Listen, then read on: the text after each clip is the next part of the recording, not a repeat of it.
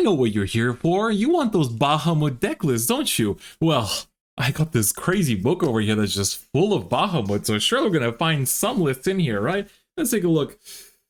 It's like it's all art. We did it in set 1 and it's time to come back to this lovely format here for BPO2 Reign of Bahamut, where we take a look at every single class's competitive builds for the BPO2 format. Welcome everyone to another Shadowverse Evolve video, where today we're going to be taking a look at a deck or various decks for every single class in Shadowverse Evolve, and we're going to be featuring competitive deck builds that were basically roaming around when this set was out in the Japanese format, taking inspiration from various results from the Japanese format when the set was out, while also making some modifications in order to better match the English competitive playfield. BPO2 Reign of Bahamut is finally out, and it has shaken things up quite a bit in terms of what is going to be the best deck here too. I'm sure many of you have experienced the competitive playfield of BPO1, and maybe your conclusions are that this deck or that deck was a bit better, but a lot of that gets really tossed and turned in this format. So let's just jump into it and talk about how each class got some powerful new support. Of course, we're going to begin with Forestcraft, and the big feature for this format, of course, is still Combo Forest. So just looking at the deck list, you can probably already see a lot of familiar faces from the first set. As I really emphasized in a lot of these set 1 videos, whether it was the must-have cards video or whether it was the initial competitive deck build feature video, set 1 ages incredibly well, and it is going to continue to see a lot of play. So even if you look at results from many sets further, you will notice that a lot of set 1 cards are still being played very actively. But of course, the first new card that we have to highlight here is the Crystallia Tia. Crystallia Tia is a 2-cost 1/1 follower that on Fanfare on combo 3, which as we previously explained means that if you play 3 or more cards this turn when you play her, she summons a Crystallia Eve token, which is a 4/4 in stats. So essentially a 2-cost card puts 5/5 of stats on the board, and that's not all. Crystallia Tia can also evolve for 1 play point and gain the on evolve effect, where you select a Crystallia Eve token on your field and you give it +1/+1 and rush. So now for 3 play points, you have a 2/2 Crystallia Tia and a 5/5 Crystallia Eve with rush. Therefore, your 3 play points have equaled to 7/7 in stats. If that's not a good bargain for your play points, I don't know what else is. This fits really well into the mid game of this deck, because those of you that played the deck in the early sets probably noticed that, you do a lot of the fairy generation, you try to kind of take care of the board with cards like Archer as well as the Elf Princess Mage. You do have Ancient Elf to kind of try to balance that mid game, but that was one of like the few tools that you had until you went into your big combo plays with the Rose Queen. But the Crystallia package gives you this additional board presence that the deck didn't really have before, and that is a very strong part of it for a pretty low cost. On top of that, Crystallia Lily is a brand new card that is also of the Crystallian trait, and she is a 2-cost 1/3 in stats that says on Fanfare, you look at the top 2 cards of your deck and you may reveal a Crystallian or Pixie follower from among them and add it to your hand, and the rest goes to the bottom of your deck in any order. So this of course does have quite a few targets such as Tia in this deck itself, but we actually play Lily for the Evolve form, which costs 2 play points to evolve into, and when you do, you get to on evolve select an enemy follower on the field and put it on the bottom of its owner's deck, which is a very powerful ability. So for example, if your opponent has an annoying last words follower on the field, you can just go, nope, go to the bottom of the deck. By the way, it's not destroyed, therefore the last words will not proc. And unlike other classes that may have, things that destroy, so that way things go to the cemetery and they can still be brought back, or things that return back to the hand or to the top of the deck, Lily returns to the bot deck, so finding that card again for your opponent is going to be very hard. So Lily provides this additional way of controlling your opponent's board and making sure that you're not falling behind on the aggression that your opponent's deck might be doing to you. And now, while it's not a new card, I think the card that really does need to be emphasized in this format of BPO2 is Execution, which is of course a neutral spell that is a 4-cost quick that allows you to destroy one of your opponent's cards on the field. In the past, you might be thinking, oh great, Execution, I can get rid of one of my opponent's huge followers on the board. But in the set 2 format, it's not really just the followers. We want to be getting rid of amulets as well, because Swordcraft has an incredible win con tool that is Leonidas's Resolve, which says whenever a Swordcraft follower is put onto your field, he gets +3/+3 and rush, and everything that comes into play after it is affected by this. So sometimes it's okay to give up your combo game plan for a turn or for 4 play points just to wait for your opponent to get the Resolve out and then execution it, because then the sword players usually lose so much tempo that you can basically finish off the game the next turn, and their whole game plan to win the game next turn basically falls apart. And so that is very huge, and that's why you're going to see execution a lot in the deck list in this format. So that has been the feature for Forestcraft. Moving forward, we have arguably one of the biggest winners of this expansion, which is Swordcraft. This class got handed a whole myriad of powerful cards, and let's take a look at a deck list to break it down. You of course notice a lot of the powerful cards from the previous set already here, but there's definitely a lot of new faces we have to go over. We already mentioned him in the forest part, so might as well just get it out the way. Leonidas. Leonidas is a 6-cost 5/6 follower that says evolve for 1 play point. So it doesn't do anything on the body itself, but if you do evolve into him on, let's say, turn 6 going second or turn 7 going first, he gets the unevolve effect, which says you select an enemy follower in the field and deal 5 damage to it and this follower. So he will reduce himself to a 6/2,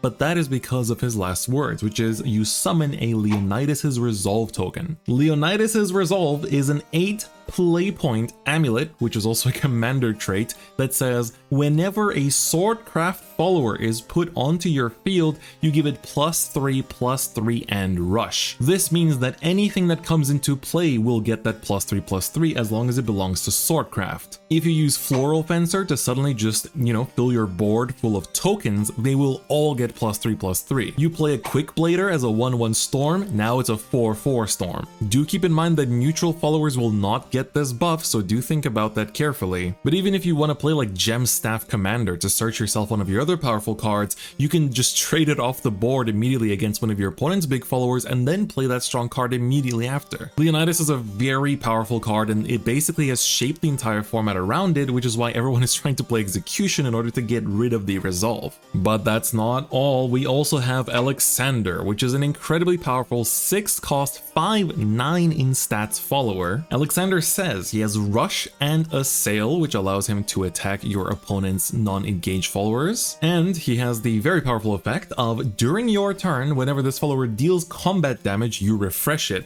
which means that Rush and Assail will stay there. So this is basically a follower-based board wipe. You can almost think of it as a Themis' Decree for Sword that is tailored to be a follower, so you can find it off of cards like Gemstaff Commander. What's even greater is that if you put this on, on Leonidas's will, it is going to be an 8/12, and so you usually just kind of trade away your opponent's board, and then after the last refresh, just keep him unengaged, and that way you're still threatening 8 damage to your opponent's face next turn if they don't take care of it with a spell or some kind of effect damage. Alexander is a already strong board wipe that this deck kind of lacked, and therefore it has really taken the place of other cards just to give you that kind of stability against more board-based matchups. So now we got a way to take care of the opponent's board, but what about taking care of your opponent's life? Well, to reduce that defense to 0, we have another legendary follower, which is Albert Levinsaber. He's a 4-cost 3/5 with Storm, everyone's favorite keyword. I used to do set reviews back in the Shadowverse app as well, and every time we would get to a follower that has Storm, we would just say Storm out of 5 and move on, because that's how good this keyword is. But you can also evolve Albert for 3 cost in order for him to get the unevolve ability that says for the rest of this turn, this follower doesn't take combat damage,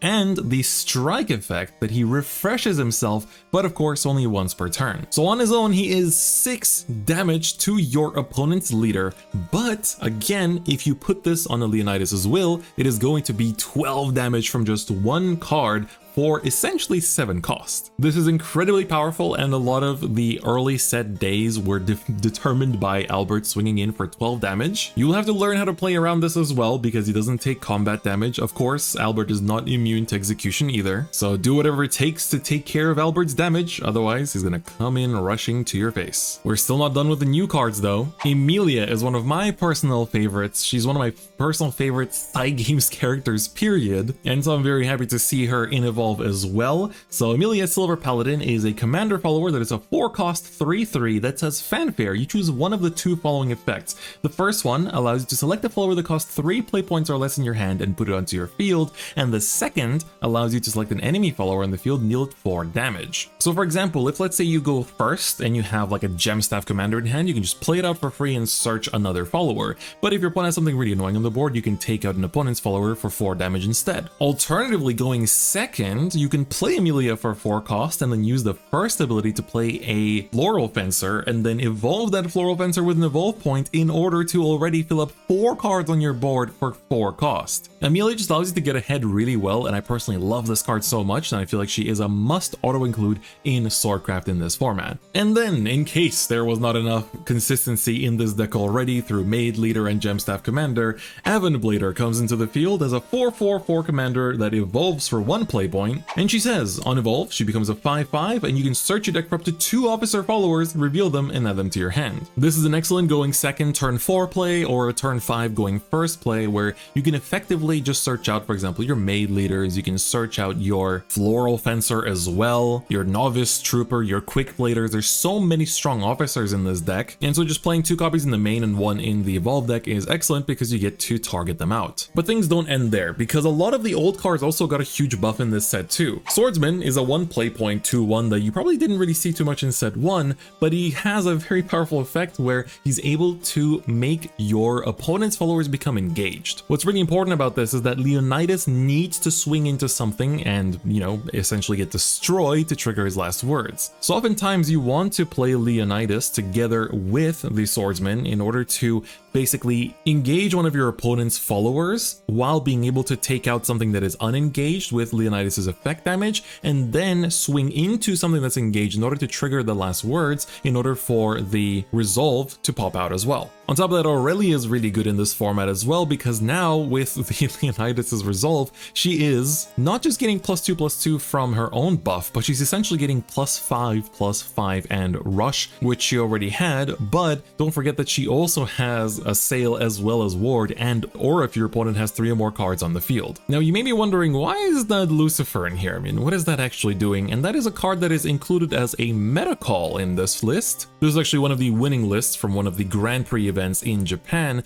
and one of the other really prominent decks in this format is Control Haven. And in order to beat a Control Haven who ends up having a indestructible ward follower for a turn, sometimes all you need is a little bit of effect damage. So we're playing a 1/1 Lucifer line just to evolve into the Lucifer and deal that 4 effect damage to your opponent's leader. Sometimes you're just a little bit short from that aggression with Leonidas's resolve, and therefore that last 4 damage from the evolved Lucifer is just enough to seal the deal. This sword list is really cool, and I want to do a deeper dive into it as well in the future, so you can expect a more in-depth deck tech as well as looking at a lot of the interactions and combos you should know in the future. I want to briefly also showcase an alternate build for Swordcraft in this set as well, which is a more aggressive version. So those of you that looked through the set list might have noticed there is a bronze card in this set that is a 2-cost 1/3 called Gunnar Maid Seria, which searches your deck for a princess follower and adds it to your hand after revealing it. Now, of course, Aurelia herself is a princess, but we also have Pompous Princess, which is a 3-cost 3/3 that on Fanfare looks at the top 5 cards of your deck and puts a follower that costs 1 play point from among them onto your field, and the rest goes to the bottom in any order. So we can see in this deck list, I mean, we have 4 different types of 1 costs, right? You can find a Maid Leader, you can find a Quick Blader, etc. So if you want a more aggro-based version of this deck, then you can play with this little princess engine as well. It also doesn't eat into your evolve deck either, because everything just has base Fanfare effect, so it's actually very nice to fit in. Moving forward to Runecraft, here we have quite a bit to talk about as well this time. We're gonna first talk about Spellchain, and of course Spellchain is a fan favorite, and as always we're not able to fill up that Evo deck entirely because you can see that we only have 3 followers that can evolve in this deck, and so we include that Daria. You can virtually include anything you want to finish off the 10th card in your evolve deck, but we see a lot of the set 1 cards that continue to be really good, and of course the game plan of Dimension Shift doesn't change.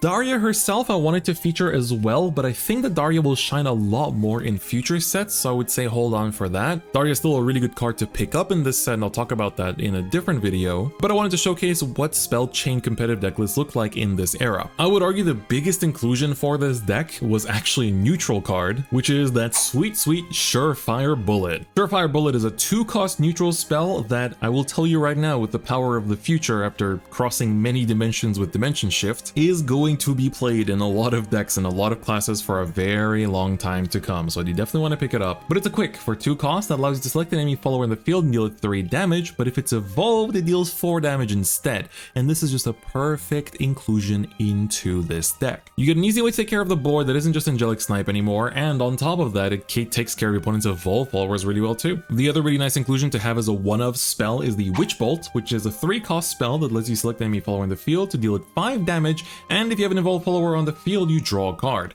So what you can do is you can discard this card in the early game, for example, or search it from your Merlin, and then if you use it and then evolve into the Merlin, you can basically proc it twice. And because the Merlin is already evolved on your field, you get to draw that extra card too, and 5 damage usually takes care of most followers in this format, unless of course they have carried on with Leonidas's resolve. We also of course have Craig, Wizard of Mysteria, so he is a 2-cost 2/1 that draws a card and discards the card on Fanfare, and you can evolve into him for 1 cost in order to once again draw a card and discard a card. So it's very similar to the Penguin, but this does it without engaging itself, which I guess is good because you still get that 2 damage kind of like sitting on your board waiting for your opponent to take it out. We are of course playing Execution in this list as well. You can adjust and play more Executions if you wish to, if you have a lot of sword players in your local area. But we do have one more way to take care of opponents' followers that we got in this format and in this set, which is of course the Rhyme Wind. So Rhyme Wind is a 2-cost quick spell that allows you to choose an opponent's unevolved enemy follower on the field and return it to their hand,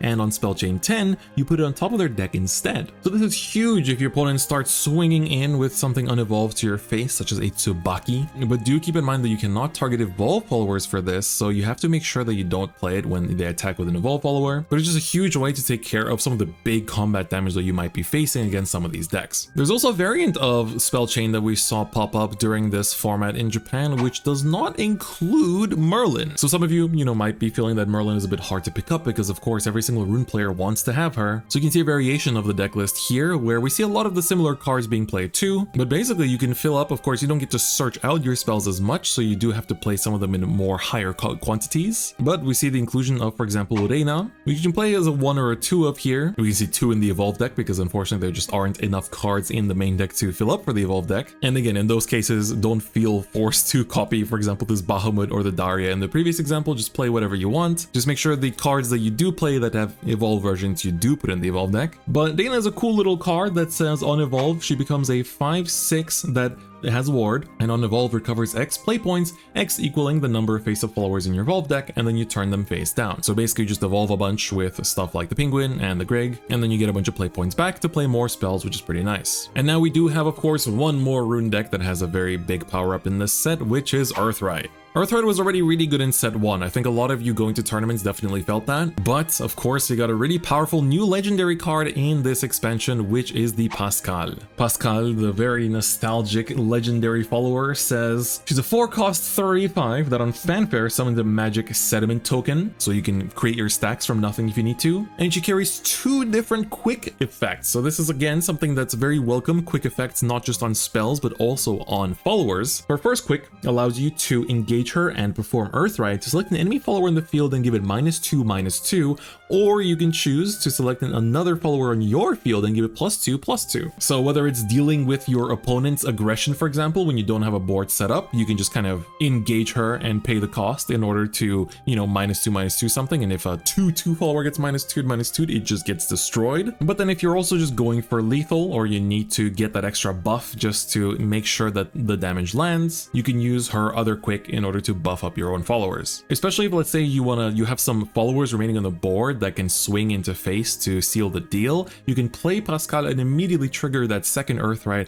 to deal that extra 2 damage, or put that extra 2 attack to deal the damage on one of your other followers. This deck also got the Remirami, who, much like the Floral Fencer in Swordcraft, is a 3/3/3 that doesn't necessarily do too much just on its own, but if you evolve her for 1 cost, she will be able to summon a Strike Form Golem token, and on Earthright give it +2 attack, so it's a 5/2 with Rush, which is really powerful. If that sticks around and you put a Pascal down the next turn, you can essentially trigger it to deal 7 damage to the face, which is really strong. So you have to, definitely use your 4D chess in your brain to decide about how you want to make your plays in this deck. But together with Ancient Alchemist dealing damage to your opponent's leader as you play all of your golems, this definitely does add up for quite a lot of damage. And now we move on to Dragoncraft. And Dragoncraft, of course, is just like Sword, has been very well supported in this set too, and taken quite a different shift in terms of how it is played as well. Welcome to the playing field, Discard Dragon. Discard Dragon is an archetype that has existed and been very strong throughout the entire history of Shadowverse, and if you're a present app player of Shadowverse, you will be well aware with what Discard Dragon has been capable of recently, and potentially what it'll be capable of in the future too.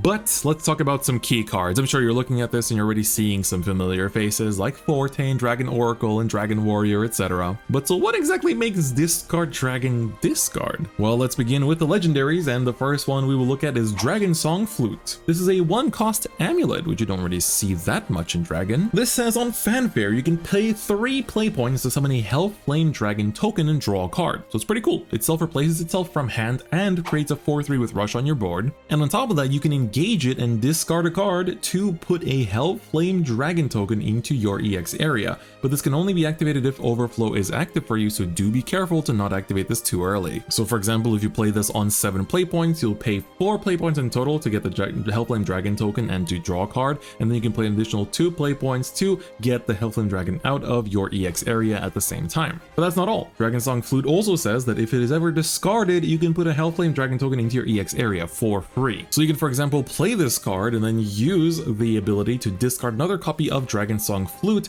to immediately put another Hellflame Dragon into your EX area on top of the one that's being created by the effect. So you can already basically swamp up with 3 Hellflame Dragons, so that is going to be a lot of stats just hanging on the board. There are some set 1 cards that make a huge comeback here as well, such as the Dragon Youth Scholar, who has Intimidate and Strike, draw a card, and discard 1. So you get to draw into your pieces continuously while discarding cards such as the Flute in order to trigger the on-discard effects. And you best not forget one of the silvers that I told you to look out for in set 1, Trail of Light. When discarded, draw a card. So you can immediately proc that from all of these discard effects and keep drawing more cards and finding more pieces. Another incredibly vital piece of the Discard Dragon game plan is the Dracomancer's Rights. This card allows you on Fanfare for 3 costs, discard a card to give your leader +1 defense. So once again, we already went over some of the good cards you can discard, but that gives you a heal and a continuous effect that happens every single end of turn, which is at the start of your end phase. If you discarded a card this turn,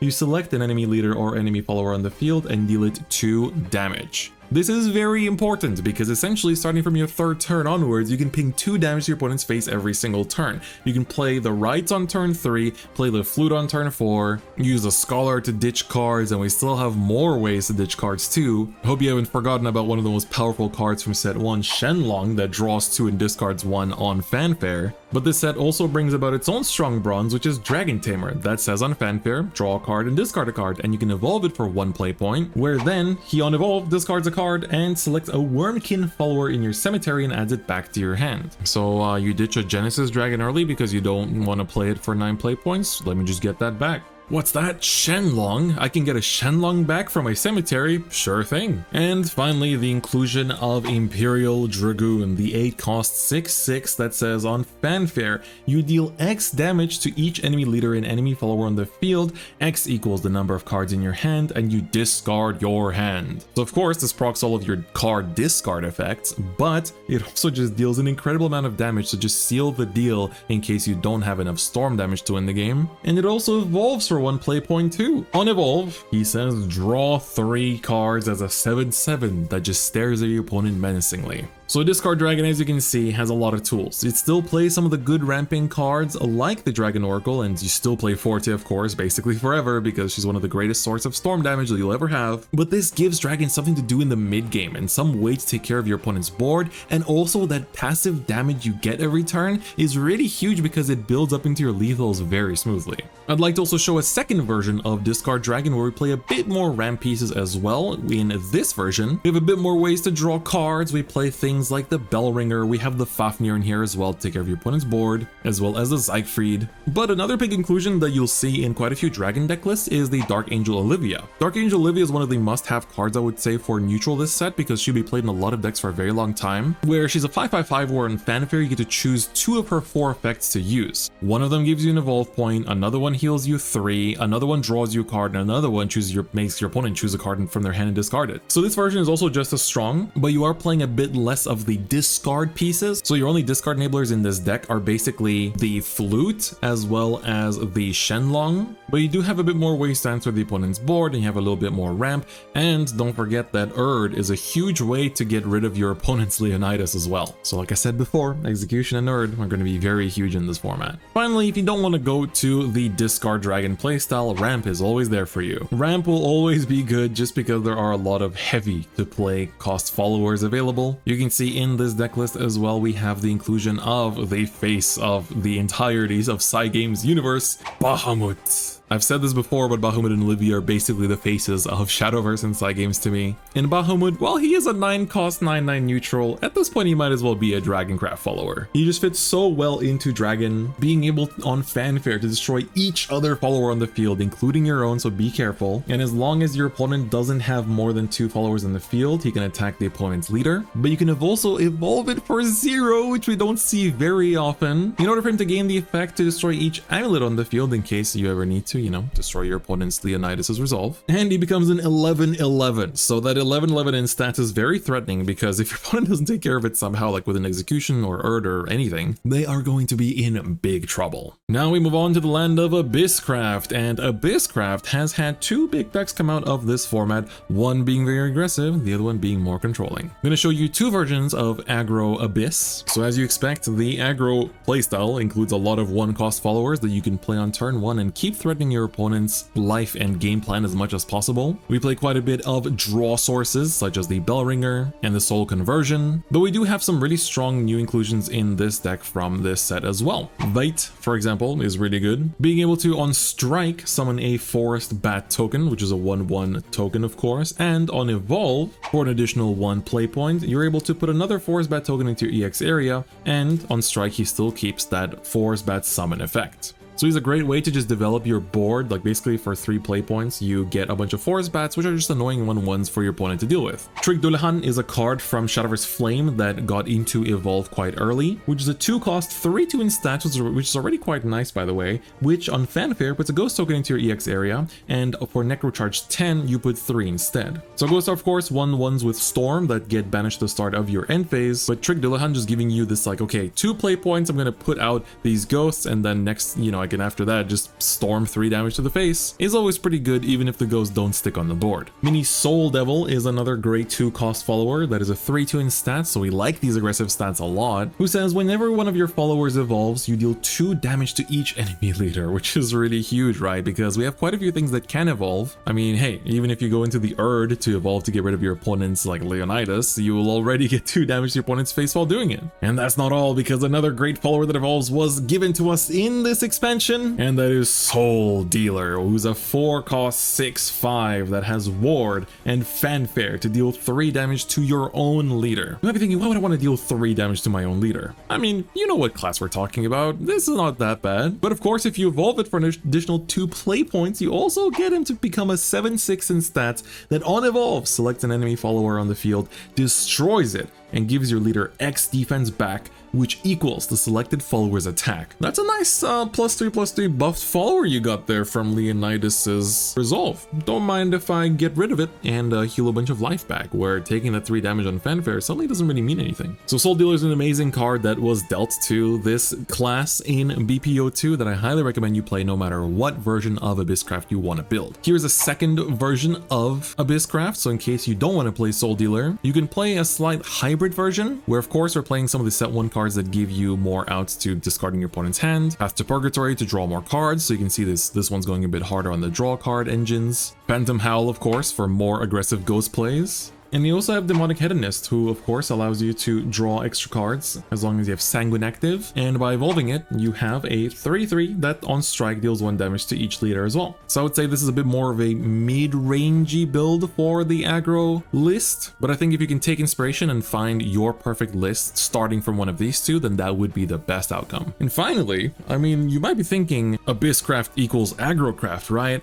that's not entirely true, because we do have Control Abysscraft in this format as well, and this Control Abysscraft list found some quite big success throughout the Japanese tournaments, where we can also see the inclusion of certain new cards as well. Of course, Alucard was like the big storm damage that was there. We had Medusa in the last expansion as well, but you can see things like Olivia here to give you that extra bit of life gain and also ditch your opponent's hand, which we really like. So now there's 2 different cards that make your opponent discard cards, and trust me, there will only be more in the future, so if you like this playstyle, you're gonna continue to like it in the future. Unico is here to help us heal a little bit in order to not fall behind too much from our opponent's aggro. Soul Dealer, of course, another very big healing card. But we also have the Kawi, who is a ward with 5/5 that on last words selects enemy follower in the field to destroy it and give you later +X defense, which equals the selected follower's attack. So very similar to Soul Dealer, but it's on a ward body as well. So he gets to tank an attack, and then once he's destroyed, he also gets to pop your opponent's followers as well. So they have to really carefully sequence their attacks and how they play their followers too in order to not get gotten by this. And you know, we have some other inclusions here like Bahamut that we talked about earlier, or the Reina as well that kind of refunds you your Evolve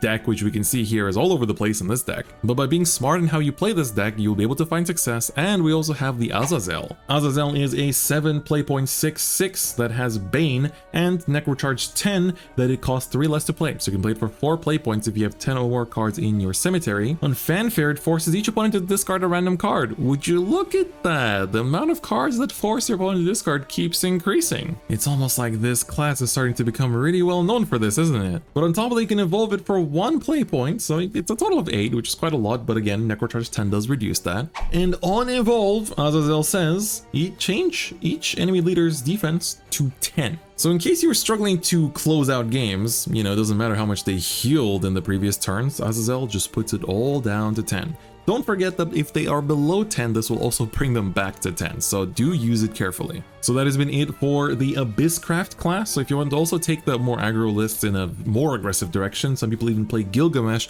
and of course, throughout the competitive circuit of set 2, I'm sure a lot of you will find other very unique inclusions into these decks too, so I can't wait to see the deck lists that come out from the English edition events. And we have finally approached the end, not just the end of the video, but also the end of your game plan, as we're going to be introducing Havencraft, which if you're a control player coming from a different card game, you're going to find yourself very at home with this class in this set. Havencraft already had a lot of ways to take care of your opponent's board and take care of your opponent's life and make sure they don't get to play the game. Do you recall the amount of times you got Themis decreed? Did you count how many times Matthew triggered Blackened Scripture on me in our fight video we did? Well, I'll never forget those days because they're only gonna get worse with some of these newer inclusions that have made this deck not just be able to make sure your opponent doesn't get to do what they want, but make sure that they stand in fear of what you're capable of doing in the late game too. Allow me to introduce today's main guest, Heavenly Aegis. I kept talking about Leonidas this, Leonidas that, but honestly, for me, if I had to pick the scariest card from this set, it was Aegis. Aegis is an 8/8/8 follower that says Aura, so that means it cannot be targeted by effects. So you want to execution it? Nope, you already can. It also says, just in case you could find a way to destroy it by an ability such as Bane, this card can't be destroyed by abilities. So there you have it. You're gonna have to deal that 8 damage fair and square through some form of damage that is not effect damage unless it's AoE effect damage. And would you look at that? It has 2 different ways to evolve. You have an additional 2 play points, you can evolve it with play points. And you have 3 cards you're happy to discard, well you can discard 3 to evolve this follower. And on Evolve, Heavenly Aegis is a 10/10 and gains the effect that for the rest of this turn and during each opponent's next turn, this follower doesn't take damage. Doesn't take damage. Please read that carefully. That doesn't say effect damage. That doesn't say combat damage.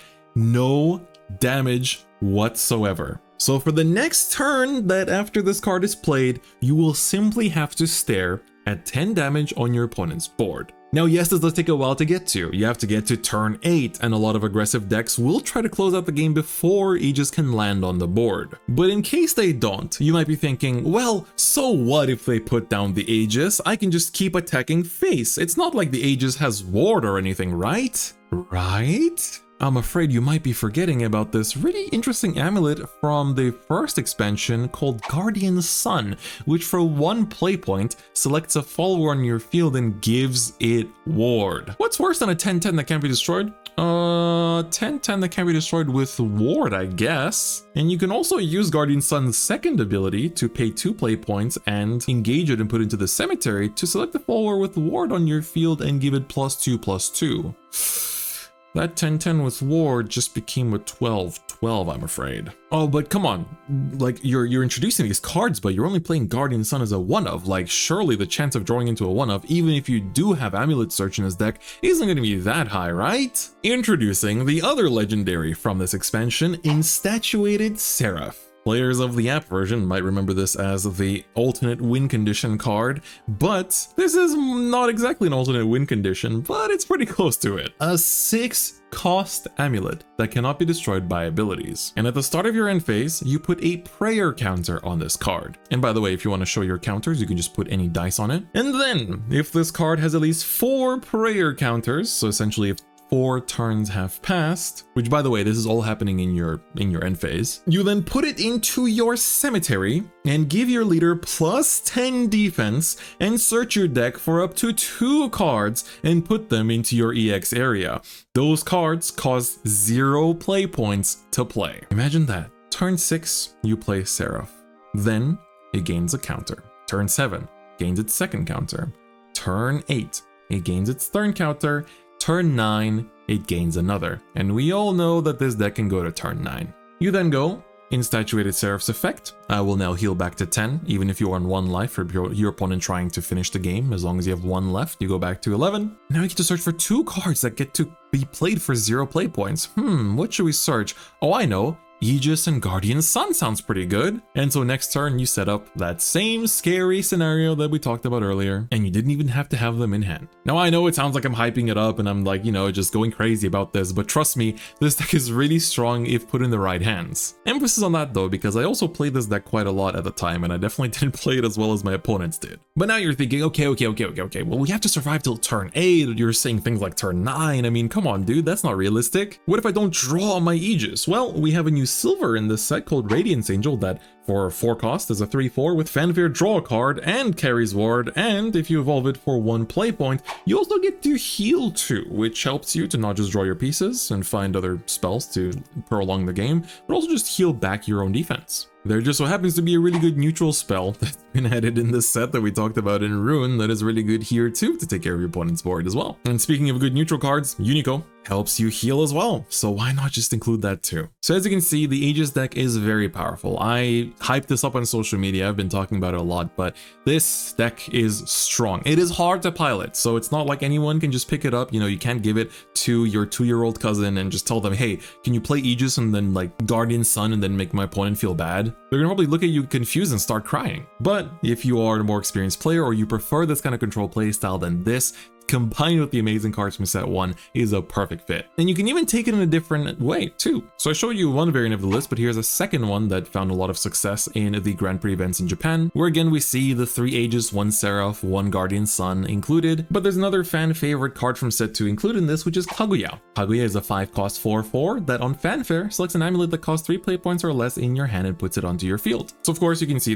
all of the amulets that we're playing in this deck are from set 1, but Kaguya says whenever you put an amulet into your field, you select an enemy follower on the field and deal X damage, and X equals the amulet's cost. If next turn you were to play the Seraph, you would not just be playing the Seraph, but you would also be dealing 6 damage to, one of your opponent's followers. And if that's not enough, Kaguya can also evolve for 2 play points in order to be able to summon an ephemeral moon and give your leader +3 defense, and again to copy the same ability where you deal X damage to your opponent's followers of your choosing, equaling to the cost of the amulets that you play. Now, Ephemeral Moon is a token that is a amulet that gets summoned, which means that while healing 3 damage to yourself, you also trigger Kaguya's effect to deal 3 damage to one of your opponent's followers. And the Ephemeral Moon does say that while it is on the field, during your turn, your followers named Kaguya just don't take damage. But at the start of your main phase, this gets banished. So it kind of sticks around for a turn. This also means that Kaguya can trade into your opponent's followers and remain as a 5/5, which is really good. So if you're missing some of those more mid-game tools that you would like to have in this deck, then Kaguya will come in very handy. And so that is it for this deck showcase for BPO2 Reign of Bahamut. As usual, I like going into high depth on these deck lists because I want them to be a good starting step for you to begin your competitive journeys in Shadowverse Evolve from this booster set onwards. Quite a few of these decks really build on the card pool from set 1 as well, and some of the decks that you saw in set 1 too. And so I want you to use these deck lists to find your own perfect deck list for your local meta, whether that is for your locals or for your championships or for your regionals,